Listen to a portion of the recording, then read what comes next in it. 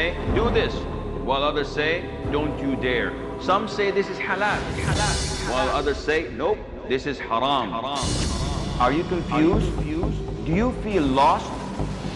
Join me in Umdat al-Ahkam, where with the grace of Allah, we will learn the proper knowledge from the Qur'an and from the Sunnah, which would help stop this kind of bullying. Join Asim Al-Hakim in Umdatul Ahkam tomorrow at 10:30 p.m. and repeat telecast at 6:30 a.m. Saudi Arabia on Peace TV.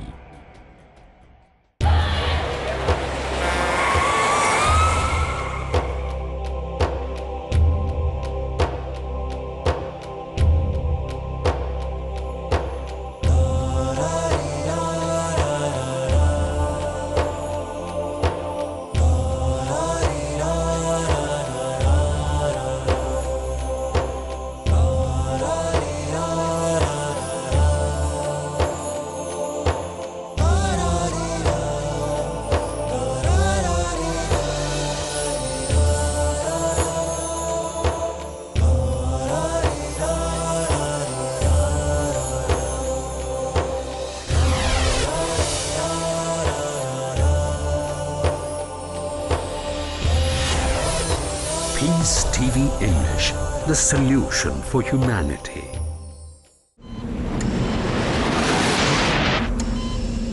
The Quran says in Surah Al-Zumar, chapter number 39, verse number 5, it says, هُوَ الَّذِي خَلَقَ السَّمَاوَاتِ بِالْحَقِّ. It is Allah who has created the heavens and the earth in true proportion. And He overlaps and coils the night unto the day, and overlaps or coils the day unto the night. The Arabic word used is kawara, which means overlapping or coiling. How you coil a turban around the head, how you overlap a turban around the head.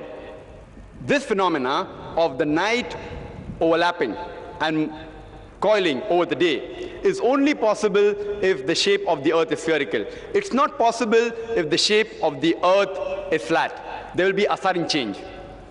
The Holy Quran further says in Surah Naziyat, chapter number 79, verse number 30, it says, وَالْأَرْضَ بَعْدَ ذَلِكَ دَحَاهَا. And thereafter we have made the earth egg-shaped. The Arabic word dahaha comes from the root word dhuya, meaning an egg shape. And it does not refer to any normal egg. It specifically refers to the egg of an ostrich. And today we know that the world is not completely round like a ball. It is geospherical. It's slightly flattened from the top and bulging from the center. It's geospherical. And if you analyze the shape of the egg of an ostrich, it too is geospherical, slightly flattened from the top and bulging from the center. So the Holy Quran describes the exact geospherical earth 1400 years ago. Previously we thought that the light of the moon is its own light. It's recently we discovered that the light of the moon is reflected light of the sun. The Quran says in Surah Furqan, chapter number 25, verse number 61, blessed is he who has created the constellations in the sky and placed therein a lamp and moon having borrowed light. Quran says in Surah Yunus, chapter number 10, verse number 5, it is Allah who has created the sun as a shining glory and the moon having a reflection of light. The similar message is repeated in Surah Nuh, chapter 71, verse number 15 and 16. The Arabic word for sun is shams. It's always described either as siraj, meaning a torch, or wahaj, meaning a blazing lamp, or diya, meaning a shining glory. The moon, the Arabic word is qamar. It's always described as munir, meaning borrowed light, or nur, which is a reflection of light. Nowhere is the moonlight described as siraj or wahaj or diya. Always as munir or nur, that's borrowed light or a reflection of light.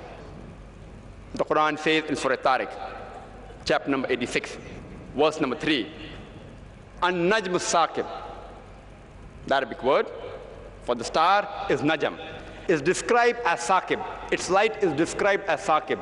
It pierces the darkness and consumes itself. Previously, the Europeans, they thought that the earth stood dead in the center of the universe, and all the planets, including the sun, it revolved around the earth. It was known as the theory of geocentrism. It was believed by Ptolemy in the 2nd century BC and was believed till as late as 16th century, until Copernicus said that the earth and the planets revolve around the sun. And later on, in 1609, Johannes Kepler wrote in his book, Astronomia Novia, that not only do the earth and the planets revolve around the sun, they also rotate about their own axis.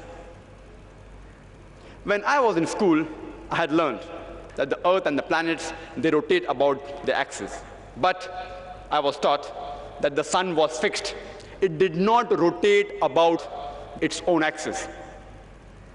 But the Holy Quran says in Surah Al-Anbiya, chapter number 21, verse number 33, it says, هُوَ الَّذِي خَلَقَ اللَّيْلَ وَالنَّهَارَ.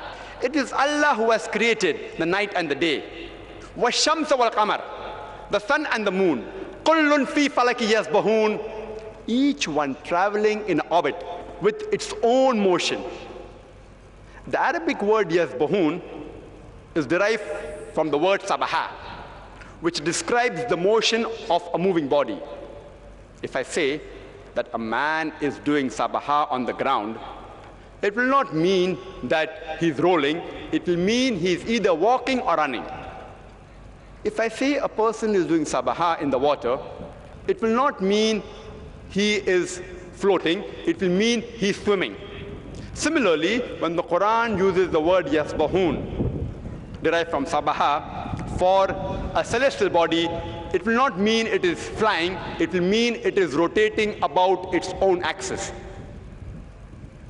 And today, we have come to know, with the help of an equipment, we can have the image of the sun on a tabletop. And we see there are black spots. And it takes approximately 25 days for these black spots to complete one rotation, indicating that the sun takes approximately 25 days to complete one rotation. Can you imagine? Quran speaks about the rotation and the revolution of the sun 1400 years ago, which science has discovered today. The Holy Quran says in Surah Yasin, chapter number 36, verse number 40, it is not permitted for the sun to catch up with the moon, nor the night to outstrip the day. Kullun fi falaki yasbahun, each one traveling in orbit with its own motion. What does the Quran mean by saying it is not permitted for the sun to catch up with the moon? Previously, people thought that the orbit of the sun and the moon was same. But Quran gives the indication, no, the orbit of the sun and the moon is different. So the question of catching up does not arise. And each of them, the sun and the moon, they rotate as well as revolve. The Quran says in Surah Yasin, chapter number 36, verse number 38, وَالشَّمْسُ تَجْرِي لِمُسْتَقَرٍّ لَهَا, that the sun is running its course to a place determined, for a period determined. The Arabic word mustaqar means to a place determined, for a period determined. Today, science has come to know that the sun, along with the solar system, it is going towards a point in the universe which the scientists call as the solar apex. And it's moving at a speed of 12 miles per second. And it's going to a point which they call as a point in the constellation of Hercules. This same message is repeated in Surah Ra'd, chapter number 13, verse number 2. In Surah Fatir, chapter number 35, verse number 13. In Surah Luqman, chapter number 31, verse number 29.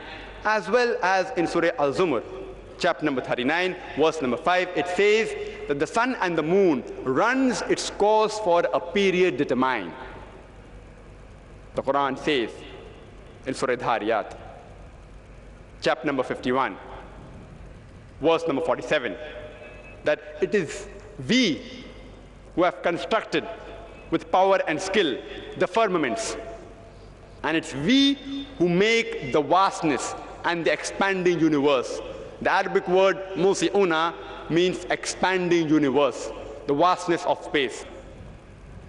Edwin Eho, who's a famous scientist, he discovered and said that the universe is expanding, the galaxies are receding from one another, which the Quran has mentioned 1400 years ago.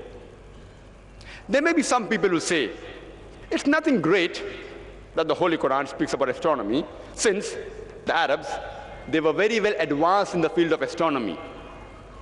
I would like to bring to the notice that it was centuries after the Holy Quran was revealed that the Arabs became advanced in astronomy. So it is from the Quran that the Arabs learned about astronomy and not the vice versa. In the field of physics, there was a theory known as atomism, that atom is the smallest part of matter which cannot be divided. This theory was propounded by Democrats, the Greeks, 23 centuries ago. And it was also known to the Arabs. And the Arabic word for atom is zarrah. But today, after science has advanced, we have come to know that though atom is the smallest particle of matter, having the characteristic of the element, it yet can be divided into electrons, protons, etc. So people may think that the Quran is outdated. The Quran does speak about zarrah and says it's a minute particle, but nowhere does it say that it cannot be divided. In fact, the Quran says in Surah Sabah, chapter number 34, verse number 3, it says that when the unbelievers say that the hour will never come, tell them, it will surely come with the permission of the Lord, who has the knowledge of the unseen, who has in his record the minutest detail of an atom in the heaven and in the earth. And in his record is perpetuous, things smaller and greater than the atom. So Quran says there are things smaller and greater than the atom. So Quran is not outdated, it is up to date. The similar message is repeated in Surah Yunus, chapter number 10, verse number 61, that in Allah's record is perpetuous, things smaller and greater than the atom.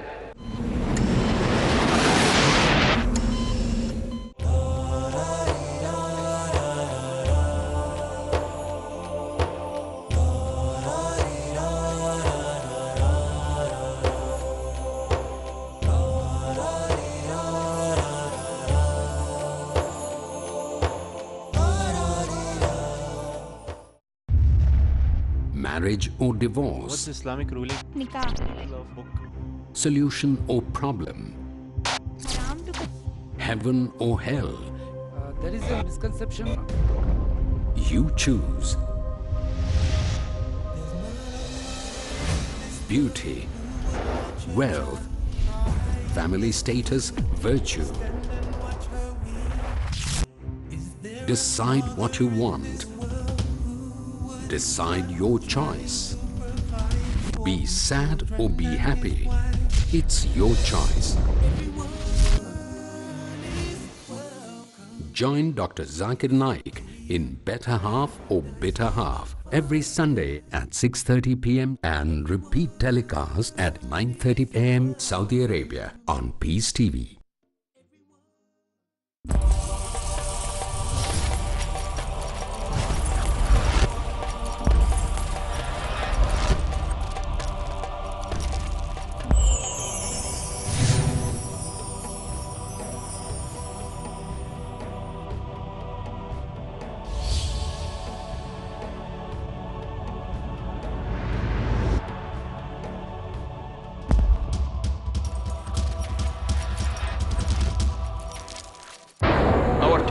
Which is al-Qawa'id al-Fiqhiyya, fiqhi rules, legal maxims.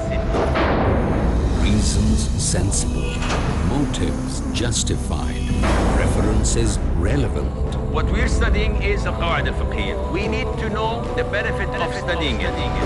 The practical applications of Islamic laws are impeccable. What about rules of fiqh? Qawa'id al-Fiqhiyya derived from the Qur'an and Sunnah. Qasim al-Hakim. 5 main rules in Qawa'id al-Fiqhiyya. Explore the evidences that prove the reformative and preventive aspects of Islamic laws in Al-Qawaid Al-Fiqhiyya. Next on Peace TV. I'm a Muslim for all of time.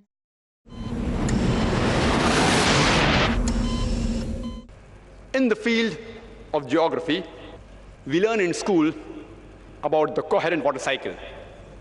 This was first described by Sir Bernard Palissy in 1580. And he said, how does water evaporate from the ocean, forms clouds, the clouds move in the interior, how do they fall as rain, the rainwater flows into the ocean, and the cycle is completed. Previously, people thought, in the 7th century BC phase of Mellitus, he said that the spray of the ocean was picked up by the wind and it fell into the interior as rain. People did not know how did the underground water, the springs, where did they come from. So they thought that due to the pressure of the winds on the water, the thrust of the winds on the water, it fell into the interior as rain. And this rainwater seeped into the soil and returned to the ocean through a secret passage, the abyss, which was known at the time of the plateau as Tartarus. People believed in this theory of Descartes even till as late as 17th century.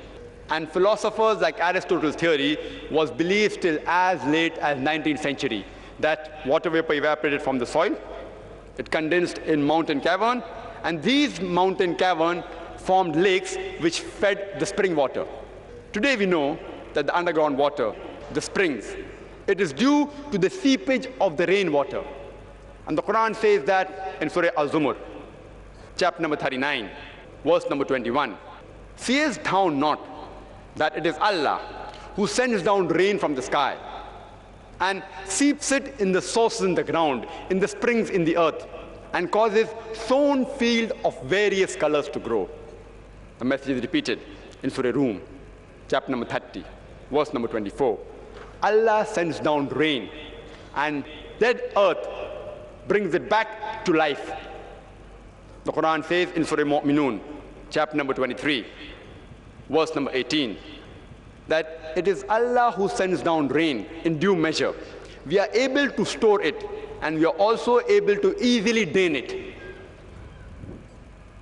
The Quran says in Surah Al-Hijr, chapter number 15, verse number 22, it says that we send fecundating winds, wind impregnating, and cause rain to descend from the sky and give you water in due measure.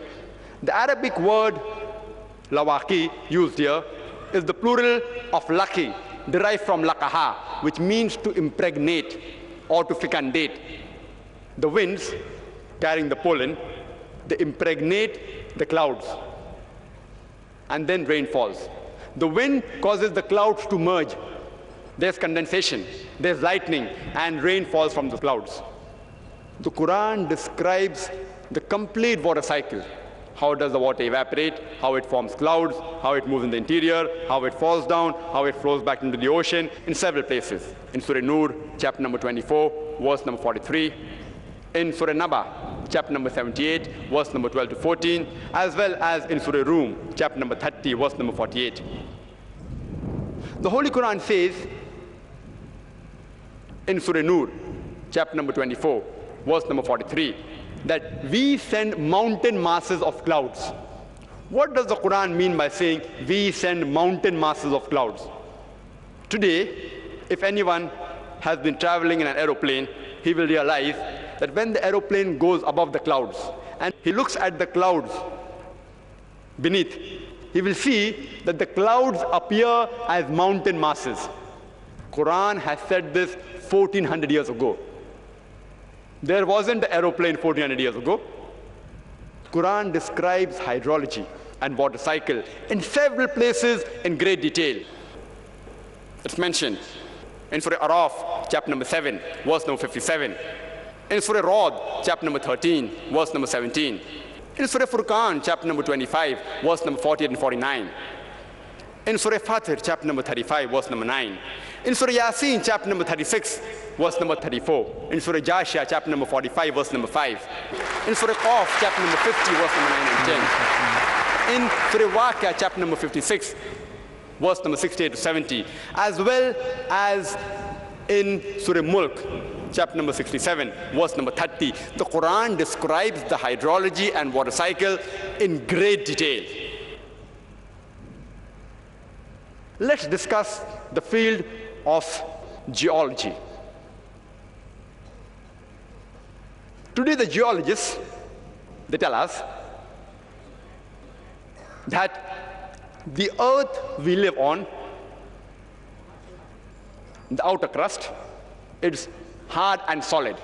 And the deeper layers, they're hot and fluid and inhospitable for the existence of living creatures. The geology, they tell us that the outer crust is very thin, hardly 1 to 10 miles, less than 1% of the radius of the earth, which is 3,750 miles. And the outer crust is very thin, and there are high possibilities of it shaking. Today, geologists tell us it's due to the folding phenomena, which gives rise to mountain ranges. And these mountains, they prevent the earth from shaking. They act as pegs, as stakes. The Holy Quran says in Surah Naba, chapter 78, verse number 6 and 7, it says, we have made the earth as an expanse, وَالْجِبَالَ أَوْتَادًا, and the mountains as stakes. The Arabic word awtad means stakes, means pegs, which we have discovered today. The Holy Quran says in Surah Jashia, chapter 88, verse number 19, as well as in Surah Naziyat, chapter 79, verse number 32. It says, وَالْجِبَالَ أَرْسَاهَا, we have made the mountains standing firm. There's a book by the title, The Earth, which is a very famous book, an authority in this field, which is referred by most of the universities throughout the world in this subject. One of its authors' name is Frank Press. And he gives the illustration of the mountain in this book called Earth as wedge-shaped. And he says the function of the mountain is to stabilize the earth's crust. And Quran says that. The same information in Surah Anbiya, chapter number 21, verse number 31, as well as in Surah Luqman, chapter 31, verse number 10, and Surah Nahl, chapter number 16, verse number 15, that we have set on the earth mountain standing firm, lest it would shake. The Quran gives the functions of the mountain 1400 years ago, which we discovered today. In the field of oceanology, the Holy Quran says in Surah Furqan, chapter 25, verse number 53, it is Allah who has let free two bodies of flowing water, one sweet and palpable, and the other salt and bitter. And between them there is a barzakh, a barrier, which is forbidden to be trespassed. The Quran repeats the message in Surah Rahman, chapter number 55, verse number 19 and 20. Marajal bahrain yaltaqiyan, bainahuma barzakh la yabghiyan. That it is Allah who has let free two bodies of flowing water, which meet. And between them, there is a barrier which is forbidden to be trespassed. The Arabic word barzakh means a barrier. And the Arabic statement, Maraj al-Bahrain yaltaqiyan, means the flowing bodies of water, they meet and mix. Previously, the commentators, they could not understand the two opposite description of the two bodies of flowing water. It says they meet and mix, as well as it says there's a barrier between them. The commentator of the Quran could not explain what did this verse actually mean. It was confusing. Today, we have come to know with the help of science that there is a slanting barrier between the two bodies of salt water and sweet water, between the salt sea and the sweet sea. And whenever water passes from one sea to the other sea, it loses its characteristic and gets homogenized into the water it flows. There is a barrier, but this barrier is called as the transitional homogenizing space or area. Both the waters, though they meet and mix, but the characteristics yet remain the same. Salt water remains salt, the sweet water remains sweet. And this phenomena can be seen in Cape Point, southernmost tip of South Africa in Cape Town, where salt and sweet water meet, but they are distinct. They don't mix. When they flow across, the water changes its characteristics. Similar thing can be observed in Egypt when River Nile flows into the Mediterranean Sea, as well as the example of Gulf Stream, which starts in the Gulf of Mexico, though it flows for thousands of miles. Both the water, salt and sweet water, they are distinct. And if you're traveling in a boat, and if you pick up water from one side of the boat and water from the other side, you'll find that both the waters are different. One is sweet and the other is salty. Even the temperature differs. Even in the area of Gibraltar, the Atlantic and the Mediterranean Ocean, there is an unseen barrier. And this was confirmed, this phenomena, which the Quran speaks about, was confirmed by Professor Hay, who is a leading Marine of USA.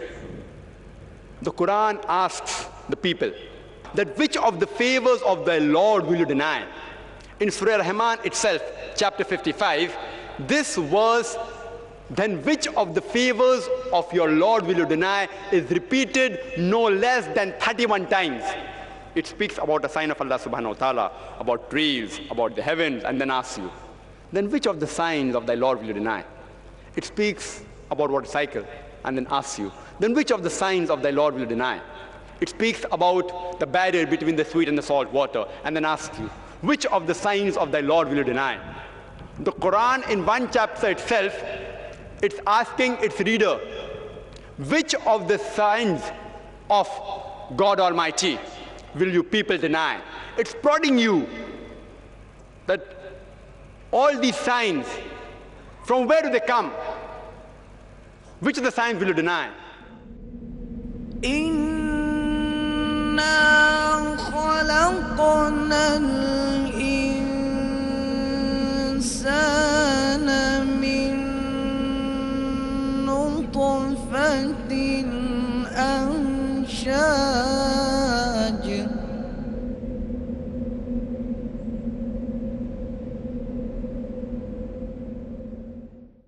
Osama El Shami. How can we get our children ready for the month of Ramadan? Sharing the stories of what the Muslims have been through in the past, in particular the first generation. Nazir Irfan Al Mujahid. Make this Ramadan very special to them. Your taqwa, your righteousness, your goodness. I want you to tell me about your experiences from the very first Ramadan that you experienced as a new Muslim. The first Ramadan I experienced was amazing. Umar Debua. When I embraced Islam, it was like I was prepared. You know, Allah prepared me for something that I had no idea. It was an amazing experience. Beautiful. My dear brothers and sisters in Islam, welcome to our program, The Straight Path. Build your character on the path of the Quran and Sunnah in The Straight Path. Tomorrow at 3:30 p.m. and repeat telecast at 1 a.m. Saudi Arabia on Peace TV. He ponders,